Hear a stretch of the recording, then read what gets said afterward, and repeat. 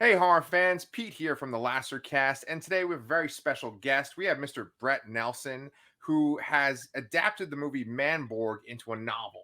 This is for Encyclo. I've always worried about saying this publishing company out loud. Encyclopocalypse. Did I get it right? Encyclopocalypse. There we go. Perfect. Okay. Encyclopocalypse. It's fun to say. It's so much fun to say. Especially once you learn how to say it, you can't stop. Oh, And okay. it's Yeah, yeah. Encyclopocalypse publication, so it's even more blah, blah, blah, blah in the back half. Wow. All right. Well, I flub regular words on this channel, so Encyclopocalypse is going to mess me up.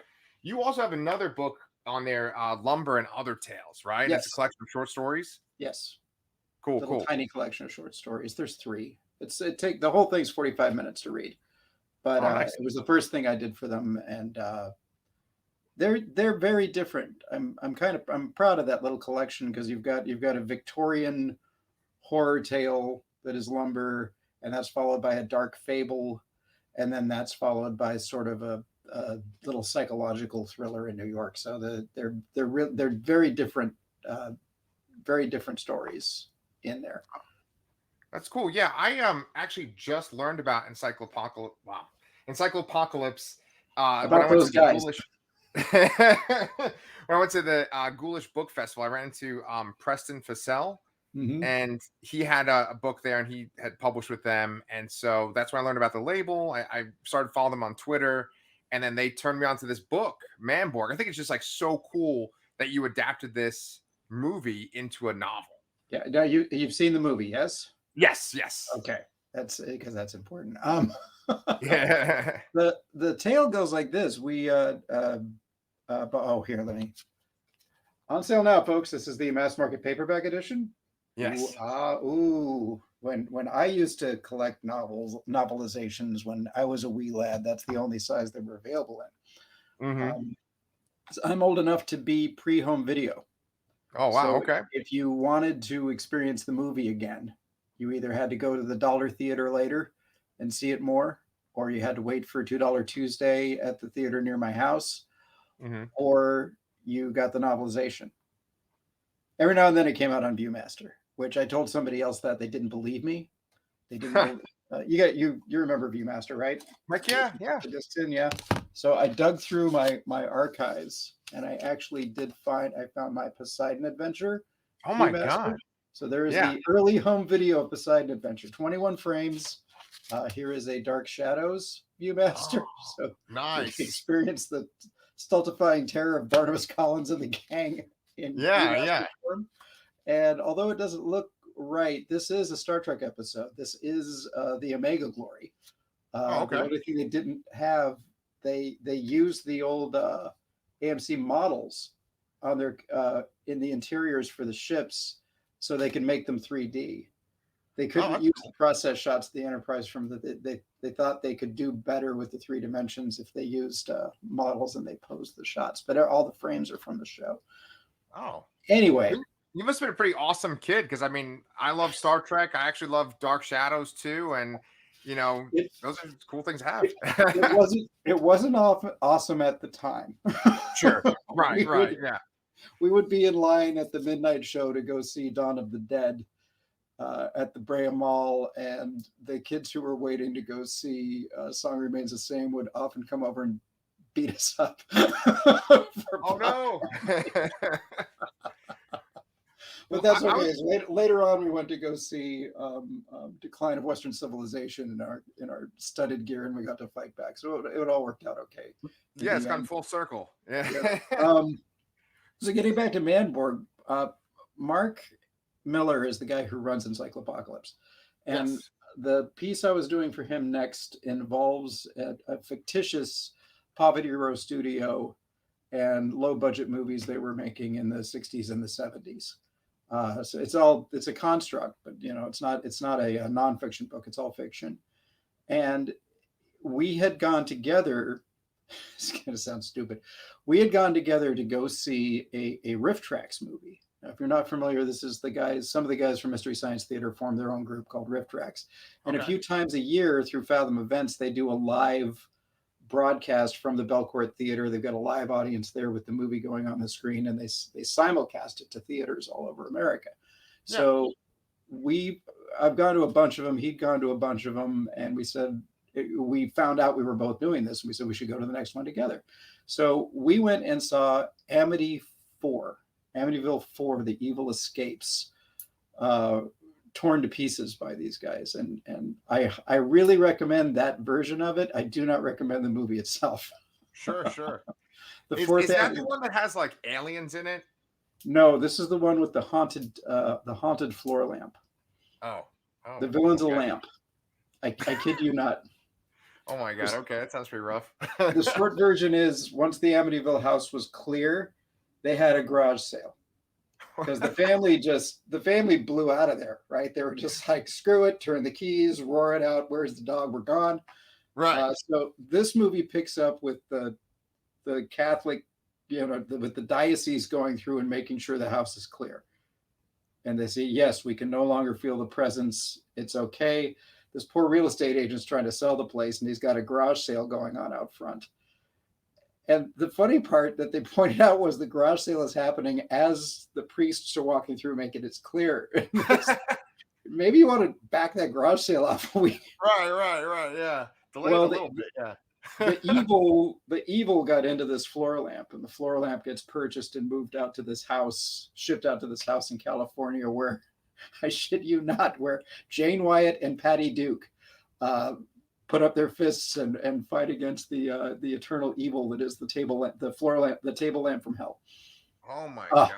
Great movie. Good movie to make fun of it. So we're walking out of there, we're talking about low budget movies. Yeah. And he says, have you seen Manborg? And I said, no, but now that I've heard the title, I'm surprised we're not watching it right now. Is there anywhere can we go back in the theater and force it and run it? Right. And he said, have you seen Psycho Goreman? And I said, yes, I love Psycho Goreman. And he goes, right. And he tells me the tale. So I saw Manborg, and I guess Mark had the rights to do the novelization for years. Years and years and years. Since he first saw it, he called Kostansky and Ascaron 6 and said, I want to do a novelization of this. But Mark wanted to write it. Mm-hmm. So the guy who ran Encyclopocalypse was going to write this novelization, and he never found the time to do it. So he said, why don't you put your low budget movie story on hold and see if you think you can take a crack at this low budget movie story instead.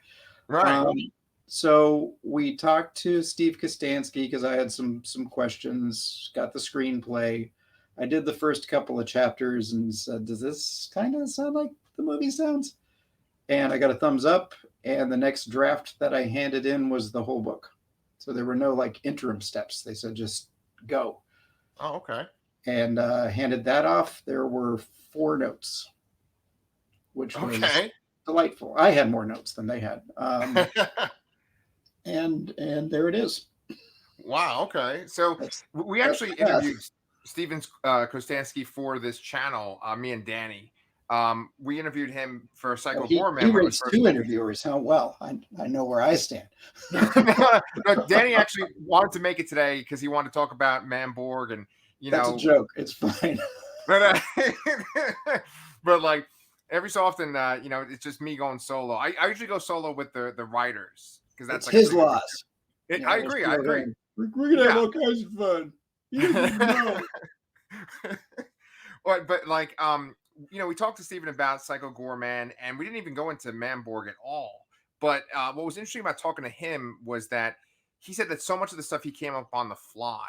He just sort of created things while he was making the props for the movie, right? And for Manborg, I know that essentially he shot it in his garage, right? So So when you have a movie that's essentially made from scratch and made in a garage, I feel like that's you could just jump right off of that and just kind of create your own world as far as the story goes. Is that kind of what it was like for you? Well, it was. I often hear that it was $1,000 Canadian, and they made it in a garage and that kind of stuff. But all movies are made somewhere, and especially green screen movies. You don't really need a lot of space, depending on how far the actors have to walk. That really defines the size of your green screen or any physical props that they have to interact with. I mean, if you've got 50 extras that need to run 50 feet, well, that's a very large stage you're going to need. But if you can I mean, I've seen stuff get shot. I participated in stuff getting shot on in a 20 by 40 stage. The whole thing start Wow. soup to nuts. You know, it just depends on especially now. Like I've done motion capture shoots on a 60 by 40 stage that look like enormous by the time it's all completed. So what they had was it's that old triangle you've probably seen for making things. It says good and fast and cheap. Have you ever seen this chart? Yes. You know, and you get to pick two. Yeah. They were forced into cheap and good. Right. So that meant it wasn't going to be fast. What they had was Mhm. time. They had tons of talent Right. and creativity, and you've seen the kinds of sculpting and effects that the guys at Astron 6, and now I think they're all working with Masters Effects in Canada, which means they're doing practical effects for Umbrella Academy, and they're doing practical effects for The Boys, and they're doing, you know, there's gore and splatter all over the place, and it looks fantastic. Yes. If you check Steve's Instagram page right now, spoilers, kids, there's a character grows an extra arm on this season of The Boys, and that's Steve's. That's Steve's gag. That's awesome. Yeah, so because they had the time, yes, they shot it in a garage, but they spent 2 years. Mhm. And what those 2 years gave them was the time to say, okay, so I cut together and composited this scene and we don't have enough coverage.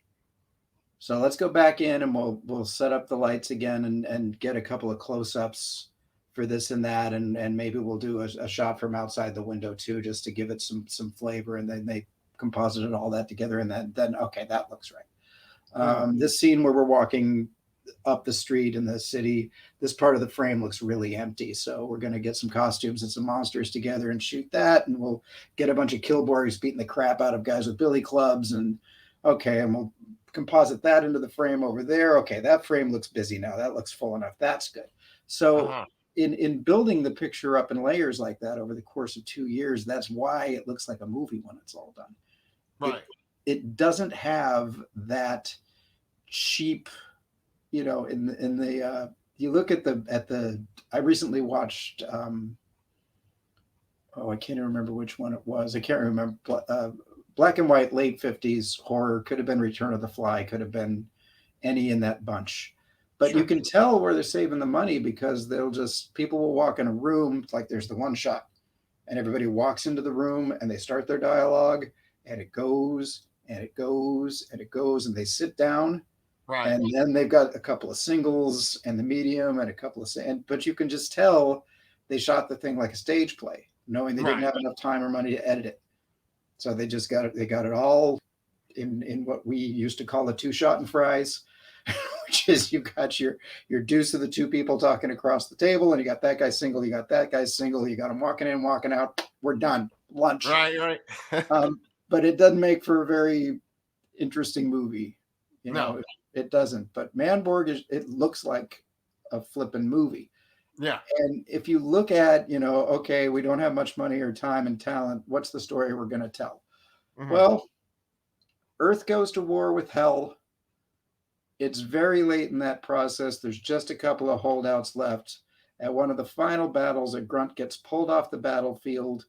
Mysterious groups turn him into a cyborg and put him into suspended animation for 10 years so that the Hell rulers can kind of calm down and think that everything's cool. Then a hero has an opportunity to rise. First night he wakes up, the whole world's different now because we've been under Hell's rule for 10 years. He's immediately captured. Yay! Yeah. Could have been the end rolls credits. Right. He's forced into arena battles. In the gladiator arena of Hell, he meets a gunslinger, a knife expert, and a martial arts master. They become the unlikely kill the demon squad to wrest Earth back away from the forces of Hell. Yes. Now, most people would have said, let's get 6 of our friends, put them in a cabin, and kill them one by one. Right. That would have been most people's out of the gate movie to begin with. But no, we're going to make this huge epic thing, and we're not going to hold anything back. And it all worked. For me, it all worked. The fight scenes were well choreographed. Mm-hmm. When number one man is up there striking the poses and doing the flying kicks and all of that, he looks like a badass. He doesn't look like somebody who his friend who kind of knew Taekwondo. You know, Right. when Mina's doing all of her anime flash moves with the scroll, with the action stripe backgrounds and stuff, she looks great. When Justice is out there spinning around like some kind of disco traffic cop shooting people with his laser guns, he looks great. They all Right. look great. So yeah, with that, they said make that into a book, and I'm like, well, I could probably make that into a book because there's an awful lot beyond the edges of the frame, and that was the key. He shot. You could tell there was a world beyond Right. what the frames were showing. Right. You know, they showed enough of Meganet City to know there's a lot more going on. Like I said, there's people getting beat up in the background. There's still humans there. In the arena fights, it's not just our stars. There's at least 8 or 9 other people all in the same situation. But that, again, that's more story there. Right. There's a lot of assumptions on the tech. There's flying cars. There's guys with hoverboards. There's all kinds of different weaponry. There's different classifications of the people in hell. So there's plenty to draw from in the story. And they were nice enough to give me the screenplay. So I had the screenplay and the movie. And from there, it was just a matter of making sure that there was enough to tell everything. Does that make sense? Of course. Yeah. That brings up an interesting question though, that I think of, like, you saying that there's so much possibility with what you could write just based on like what's in the periphery of the movie, like what's not stated in the movie. So my question is, because I feel like you could just go and run with that and write like multiple books. You know, you could talk about Count Draculon, and you could talk about the Baron, and really go into depth and like do whole sagas. Like, so was the idea then to just kind of maintain it and make it as close to the screenplay as possible, or was that part of the notes that you got, or was like to like not stray too much from the No, source? because when we first started, my very first conversation with Steve Kostansky was, we've got to start with day one of the Hell War and get through kind of what happened, because in the movie that's a title card. Right. We went to war with Hell. Hell won. The end. You know. Yeah. It would kind of be a ripoff if you got the novelization if it opened the same way with just the last fight. Sure. So I was given leeway to go ahead and figure out how all of that happened. The other guiding thing was something Mark told me early on, which was the title's locked, and the title is Manborg, and the title of the movie is Manborg. So this has to reflect the movie. Right. The person who buys this book, if this is the epic background story, everything you ever wanted to know about Count Draculon, that's not the name of the book. The book's about this guy. Right. So anytime I felt like I was out on a tangent, I'd say, okay, how far away am I from this guy's story, from Mike Halloran's story? Mike Halloran was a soldier who was on a patrol, and suddenly, much to his surprise, we were at war with Hell. He ends up in a resistance group. He ends up dead. He ends up a robot, and he ends up a hero. That's the story. Yeah. So anything I'm writing has to support that story. Yeah. Now, maybe we come back and maybe write another one. I don't know, but it would certainly have a different title and be somebody else's tale. Yeah. Are you very interested in that? Like writing maybe like a spin-off of some kind? I don't think so. Not that, I mean, I've got my next giant, when I'm up for air again and I'm done with the, there's a giant file over here that you can't see of the stuff that I'm doing next. And once that's done, maybe, but it's so tight right now. Yeah. It's got a beginning and a middle and an end, and a really good, I think that they built really good, solid characters that we spent enough time with, and they won. You know, spoiler. Sorry, folks. The bad guys don't win. Yeah. Spoilers for this movie that came out in 2011. Yeah. I mean, the nicest note we got is on the back cover from Steve Kostansky, which is, I couldn't put it down once I start reading it. And this is coming from a guy who spent 3 years buried in this story and was more than happy to never experience it again. That's from Steve Kostansky's foreword. Yeah. And I guess people don't get how many times, you know, they say, why don't you ever see your movie in a theater? They'll often ask directors, how come you don't go to the movies to see your movie? And the director's like, I saw it at least 1,500 times when we were editing it. Right. The last thing I want to do is go see this again bigger, so I can just, all I will see 40 feet across is the stuff that I couldn't fix, the stuff that they wouldn't let me fix. Right. That's all I'm going to see, because it's never done. It's never finished. They just take it away from you. Right. Um, Well, the so fun- when you were writing it, was there a specific character that you really liked the most? Because I actually really like each of the characters in the movie. they're well drawn. They're very Yeah. well drawn characters. They're not. It's not like it's a bunch. I'm trying to think of a good example. Okay, The Thing is a great movie. I Sure. love The Thing, Carpenter's. Yeah. However, just given what it was, a lot of the guys in that research facility, they're very similar to each other. Right. They're very, very close to each other. I think that's just because it was everybody against the creature, and that was really they became very different once they were infected. Right. Once they were infected, they were very different from the rest of the guys. But that wasn't the case here. It could have very easily been, when he got in that arena, that it didn't matter that one was using knives, one was using guns, and one was using their fists. They could have all been very similar characters. Even though one's a girl, they could all still have been, cut from the same cloth, but they weren't. They Right. really weren't. Justice is kind of a goofball, and Number One Yep. Man is just this really overwrought. He's Right. and Mina is just, she's so done with all of this. She is just done. Yeah. And stupid ass boys all around, and she's just so done. And so, like you said, making the movie on the fly, a lot of what was in the script is in the movie, which Yeah. is surprising. And really, I guess if you're going to keep an effects heavy film like this, shooting on green is tough. Not knowing what the background's going to be, or only one person knowing what the background's going to be. And when you have characters, moving in this plane against a background that isn't there yet, it's very tricky. It's tricky to keep track of.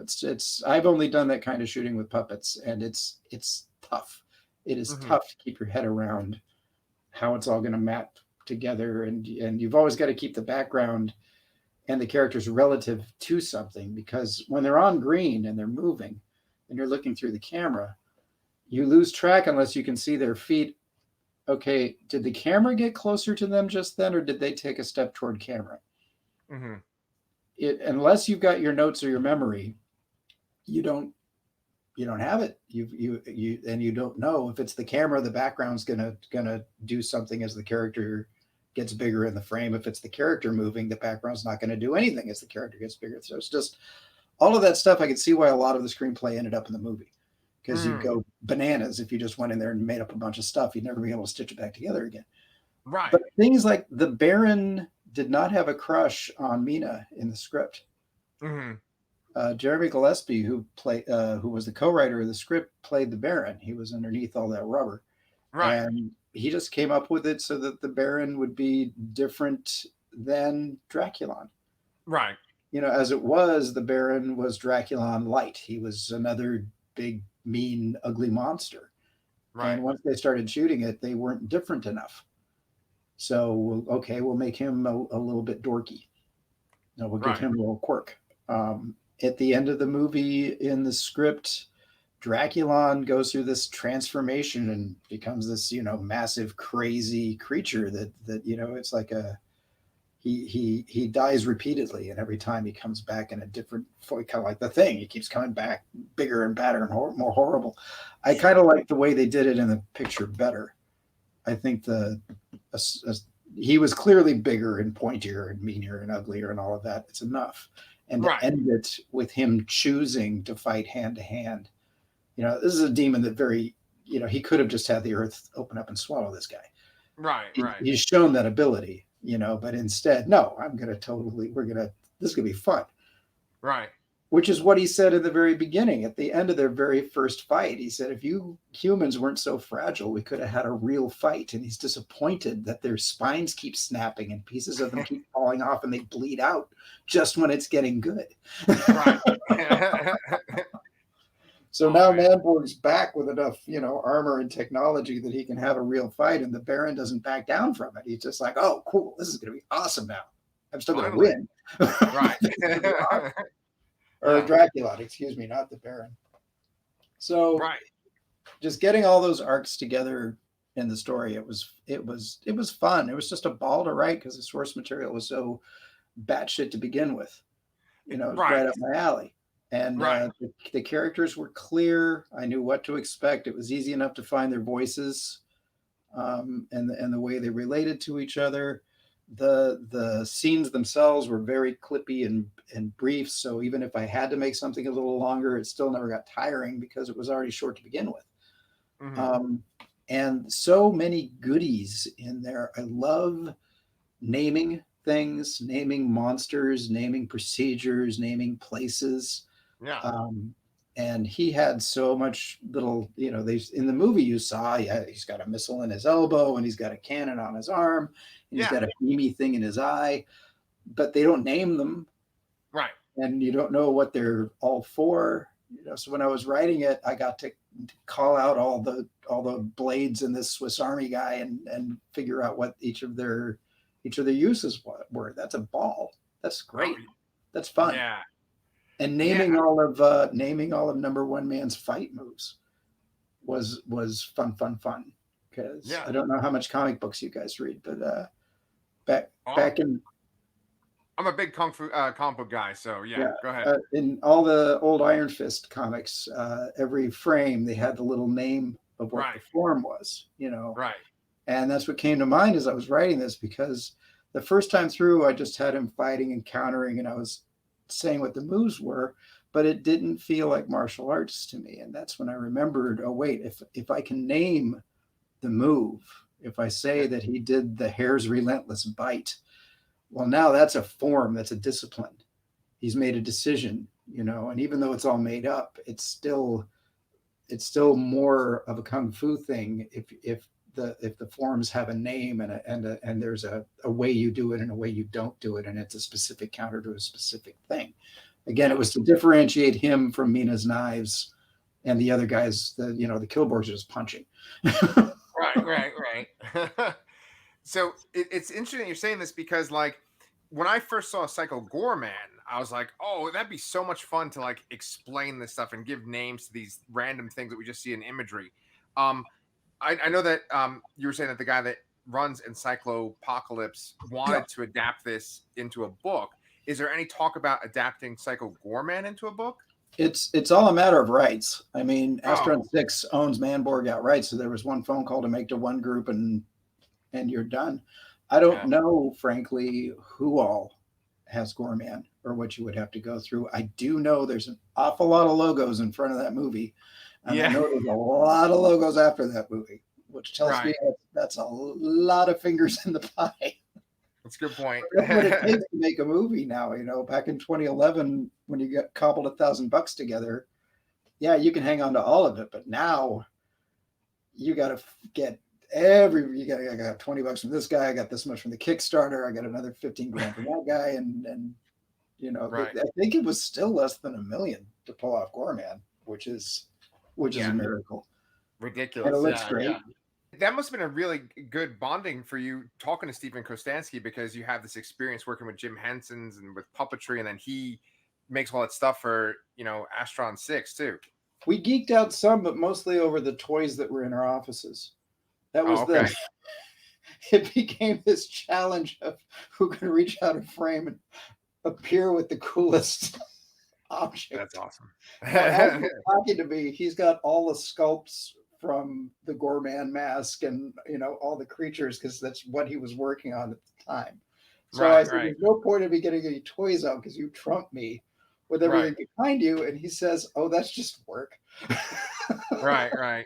We talked about lumber a little bit, but then I was also interested because you actually contributed to an anthology that was made based on Ramon songs, right? Or Yes. Ramon music. That was fun. Yes. Yeah. Now, see, here's the thing. I don't know a lot about the Ramones either, I got to admit. I only know kind of like their typical songs that everyone knows. And so, like, when you're working on this, did you have to pick a specific song to be inspired by? That was the goal. The McVeigh over at that was a British company called Fahrenheit Press, and Chris McVeigh, the guy who runs that one, he was out with friends, And the conversation came up, what was the first concert you ever went to? Yeah. And they kicked it around the table. And all three people he was with all said it was the Ramones at this particular venue. It was when punk went legit in London. It was like this big deal that the Ramones were going to come from America. And you could only fit so many people in the club, but everybody was there. I mean, Joe Strummer was there, and the rumor is they had to pull John Lydon and through the back window because he didn't have a ticket. so Strummer like snuck him in. There's all these rumors about this mythic show about the Ramones, but that was the first show they all ever went to. So They started talking more about the night and how important that music was at the time and how it legitimized the punk movement. And they said, wouldn't it be fun, being publishers, we just put out the call and say, pick a song, write a story that somehow relates to the song.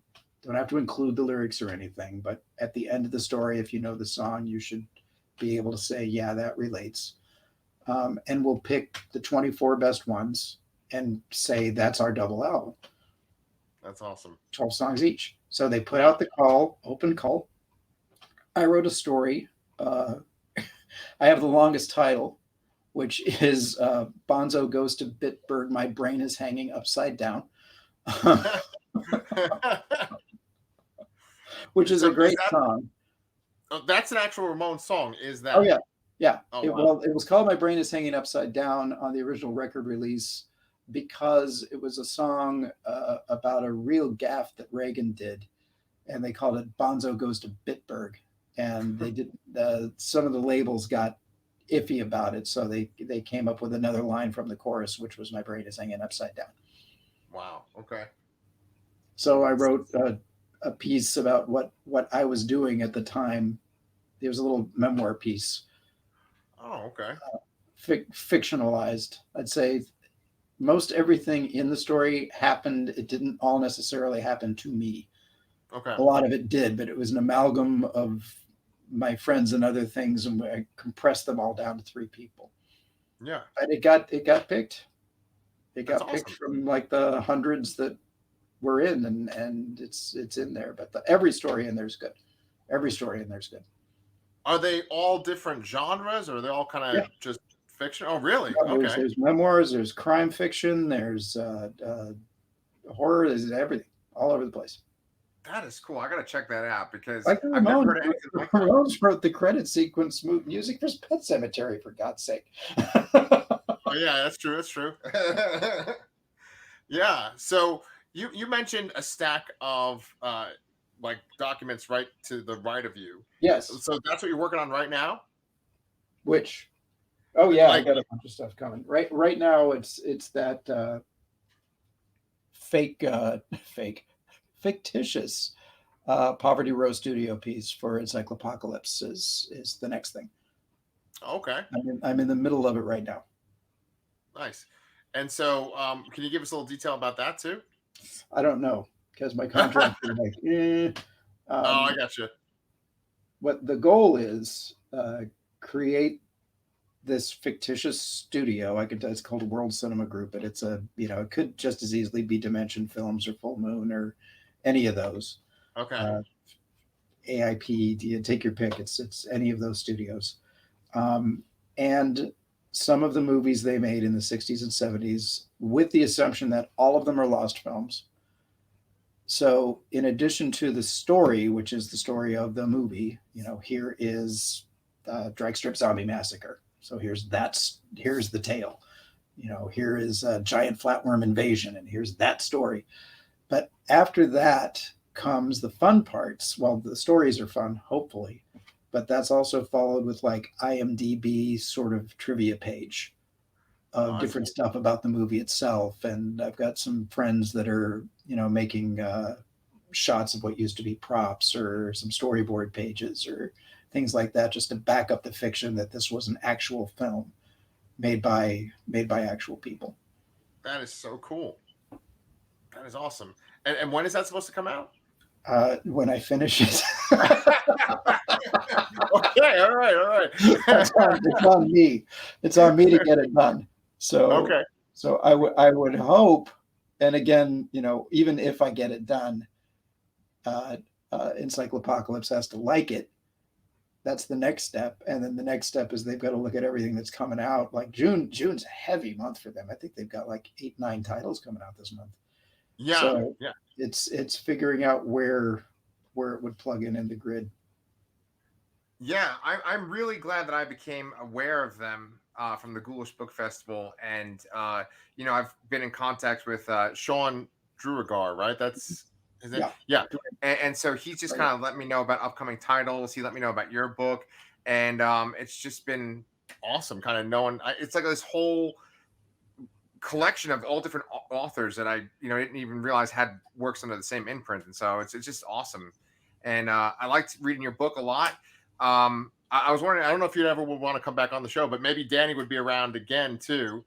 And we could talk about your next book after it comes out. Yeah, that'd be fine with me. Absolutely fine with me. Yeah. Well, I appreciate you taking the time to talk with me. And, I guess until then, do you want to, kind of give a plug as to where people can find your stuff and what to look for? I would just point everybody to, like you, there's so much good stuff at Encyclopocalypse. Not even their new releases are all really great, but they've done such a good job of finding older out of print stuff and bringing it back out again. Especially with their novelizations. Their website, not so much their social media is very active, but if you go to the actual website, the encyclopocalypse.com, and just cruise around through the authors and the products and stuff like that, you'll find, like the Odd Job based on the, Graham Chapman movie from back in the day, and all the stuff Tom Holland's written over the years. And there's some Steve Niles titles on there. And they did an audiobook of the Amity, I can't remember, Tales from Amity something or other, but it's a bunch of anecdotes from people who ran the Jaws ride at Universal. Oh, that's cool. And it is so, you think like, really? That's kind of niche, but it's so funny. To hear these people that were involved in this ride's creation and its day-to-day operations, it's like an episode of The Office in a book, only it's a really weird office where we have this electric shark that attacks people instead of paper that we're selling. But there's tons of stuff there, and it's all really good. So I would say, and I'm there too. I mean, if you want to find me, I'm there. Yes. But yeah, I would point everybody at Encyclopocalypse. Okay. Yeah. I'll leave a link to that in the description below too. Yeah. But yeah, so like I said, thank you so much for talking to me today. And me and Danny would love to have you on, in the future. And just hopefully people will check out your stuff after this video. I hope so too. All right. Well, thanks so much. Thank you.